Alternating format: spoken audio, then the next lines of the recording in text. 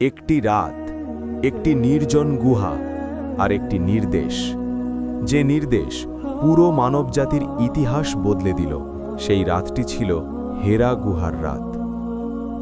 মক্কার কোলাহল থেকে অনেক দূরে নূর পাহাড়ের ওপর একটি ছোট্ট গুহা হেরা। সেই গুহায় মহানবী মুহাম্মদ সাল্লাল্লাহু আলাইহি ওয়াসাল্লাম একা বসে গভীর চিন্তায় ডুবে থাকতেন। তিনি ভাবতেন, মানুষ কেন অন্যায়ে ডুবে আছে, কেন দুর্বলদের ওপর জুলুম, কেন সত্য এত অবহেলিত।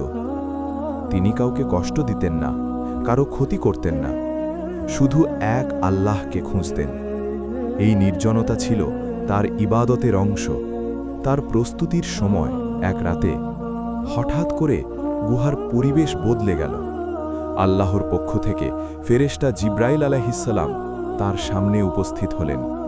তিনি বললেন, পড়ো। মহানবী সাল্লাল্লাহু আলাইহি ওয়াসাল্লাম বললেন, আমি পড়তে জানি না। আবার বলা হলো, পড়ো। এইভাবে ৩ বার। এরপর আল্লাহর প্রথম ওহী নাজিল হল, পড়ো তোমার প্রতিপালকের নামে, যিনি সৃষ্টি করেছেন। এই মুহূর্তে মহানবী সাল্লাল্লাহু আলাইহি ওয়াসাল্লামের হৃদয় কেঁপে উঠল। তিনি বুঝতে পারলেন, এটা কোনো সাধারণ ঘটনা নয়, এটা আল্লাহর পক্ষ থেকে এক মহান দায়িত্ব। ওহী পাওয়ার পর তিনি ভীত ও বিচলিত হয়ে হেরা গুহা থেকে নেমে এলেন। মক্কায় ফিরে এসে নিজ ঘরে প্রবেশ করেই বললেন, আমাকে ঢেকে দাও, আমাকে ঢেকে দাও। হযরত খাদিজা রাদিয়াল্লাহু আনহা তাকে কম্বল দিয়ে জড়িয়ে ধরলেন। তিনি কোনো প্রশ্ন করলেন না, কোনো সন্দেহ প্রকাশ করলেন না, বরং দৃঢ় কণ্ঠে বললেন, আল্লাহ কখনো আপনাকে অপমান করবেন না। আপনি আত্মীয়তার বন্ধন রক্ষা করেন, অসহায়দের সাহায্য করেন, সত্য কথা বলেন। এই ছিল একজন স্ত্রীর অটল বিশ্বাস আর সাহসী সমর্থন। মহানবী সাল্লাল্লাহু আলাইহি ওয়াসাল্লাম বুঝতে পারলেন, আল্লাহ তাকে মানবজাতির জন্য রসূল হিসাবে বেছে নিয়েছেন। এই দায়িত্ব মানে সহজ জীবন শেষ, কষ্ট শুরু, অপমান শুরু।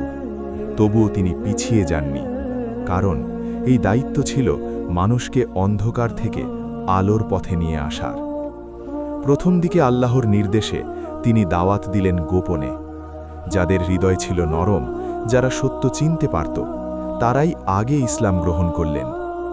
এই সময় ইসলাম গ্রহণ করেন হযরত খাদিজা রাদিয়াল্লাহু আনহা, হযরত আলী রাদিয়াল্লাহু আনহু, হযরত আবু বকর রাদিয়াল্লাহু আনহু। একটি ছোট দল, কিন্তু ঈমানে অটল। একদিন আল্লাহর নির্দেশ এলো, প্রকাশ্যে দাওয়াত দাও। মহানবী সাল্লাল্লাহু আলাইহি ওয়াসাল্লাম সাফা পাহাড়ে উঠে মানুষকে ডাকলেন, কিন্তু অধিকাংশ মানুষ সত্য মেনে নিল না। শুরু হলো উপহাস, অপবাদ, হুমকি। তাকে বলা হলো মিথ্যাবাদী, জাদুকর, পাগল। তবুও তিনি থামেননি। সবচেয়ে কষ্টের বিষয় ছিল নিজের আপন চাচা আবু লাহাবের বিরোধিতা। রক্তের সম্পর্ক থাকলেও হৃদয়ের সম্পর্ক ছিল না। তবুও মহানবী সাল্লাল্লাহু আলাইহি ওয়াসাল্লাম কখনো বদলা নেননি। তিনি জানতেন, সত্যের পথ কখনো সহজ হয় না। আল্লাহর উপর ভরসা রেখে তিনি এগিয়ে চললেন। এই ধৈর্যই একদিন বদলে দেবে ইতিহাস।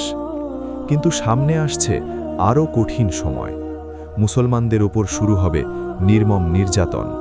তপ্ত বালুর ওপর শুইয়ে দেওয়া হবে, বুকে চাপা দেওয়া হবে ভারী পাথর। পরের পর্বে শুনব কিভাবে সাহাবীরা ঈমান বাঁচাতে অমানবিক কষ্ট সহ্য করেছিলেন।